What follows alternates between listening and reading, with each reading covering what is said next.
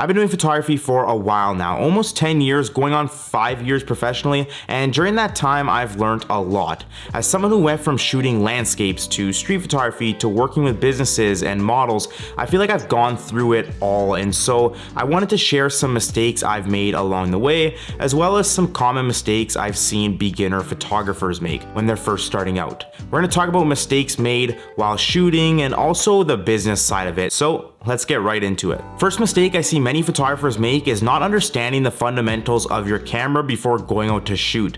I've actually encountered this a few times with photographers who were not even beginners. Last year I went to a photographer meetup here in Toronto, and I remember walking around downtown shooting street photos as well as some portraits of the other photographers.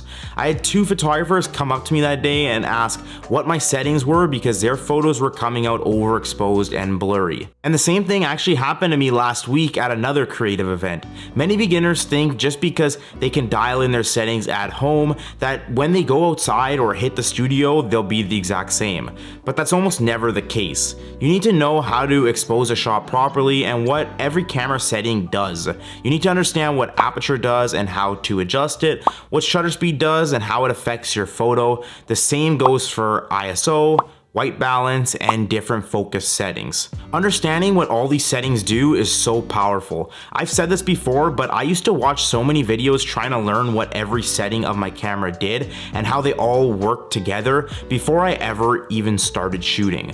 Knowing all of this made it super easy to pick up any camera, whether it was mine or a friend's, show up to a photo shoot whether it was in the middle of the day or at night, or whether I was shooting food or portraits. I recommend learning these settings and how they all work together so you can enter any situation and know how to deal with it.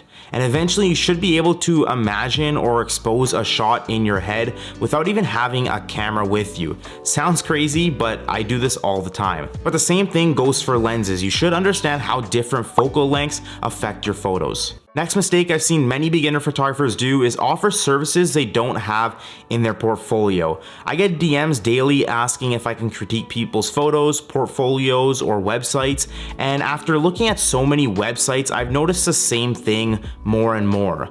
And that's photographers offering services without having any photos in their portfolio of that service. The problem here is that if I'm a client looking to get portraits done and I'm on this photographer's website deciding between the 3 portrait packages they offer, but before I do, I see a button saying click to see my portfolio.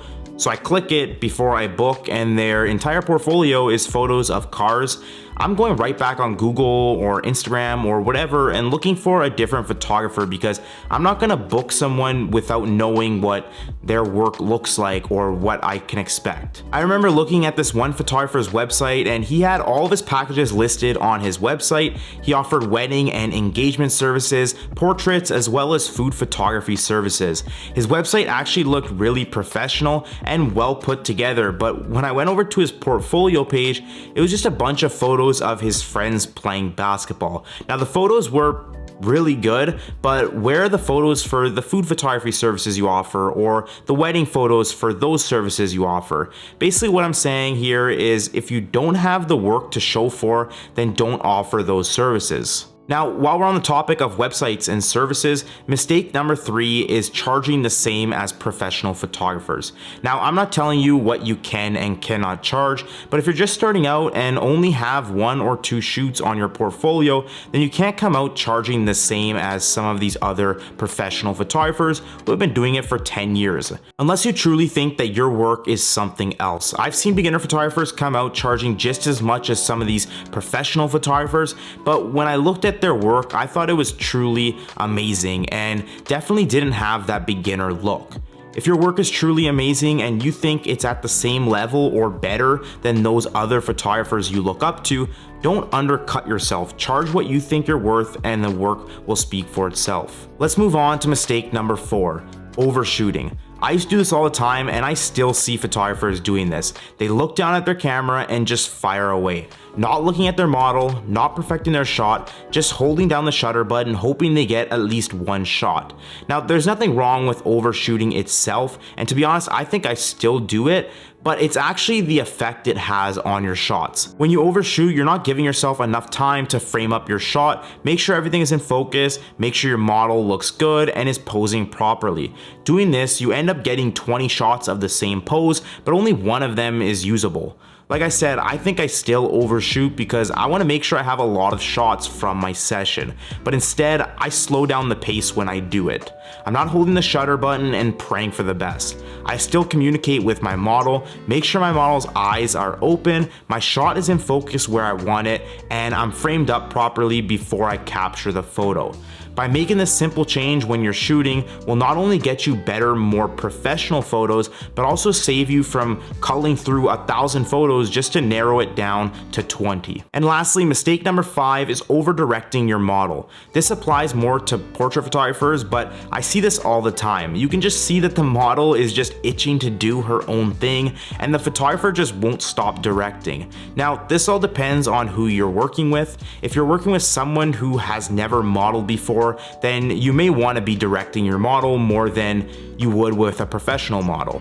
With more experienced models, let your model pose freely. You'll notice when you do this, they bring out their best sides. The shoot is less tense and the photos and poses just look more natural. I see a lot of photographers over-directing their models because they feel like they have to, or if they don't, the model won't know what to do, but it's unnecessary. If I'm working with a model, I like to give them a couple of poses right off the bat. Most likely they'll be in the flow and moving by then, and that's when I let them do whatever they want. When they start to look like they're running out of poses, then that's when I start giving them more. With that being said, I hope you enjoyed this video and got something useful out of it. If you did, make sure you hit that like button. If you want to see more photography content like this, hit that subscribe button and hit that bell to be notified when I post a new video.